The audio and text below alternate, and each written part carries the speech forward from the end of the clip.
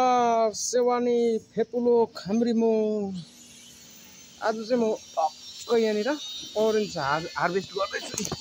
Heavy फलेछ कि अरेन्जको गाछमा पसेर चाहिँ म अरेन्ज हार्भेस्ट गर्दैछु।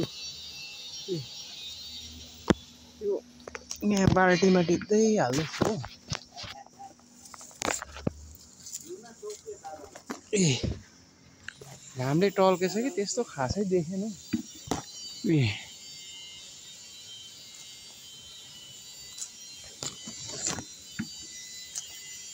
तपाईहरुलाई म सानो जानकारी दिन्छु। जहिले पनि अरेन्ज तपाईहरुको बारीमा छ भने चाहिँ टिप्दाखेरि चाहिँ यसरी ट्विस्ट गर्नुपर्छ। अरेन्ज टिप्दाखेरि चाहिँ जहिले पनि अलिकति ट्विस्ट गर्नुपर्छ।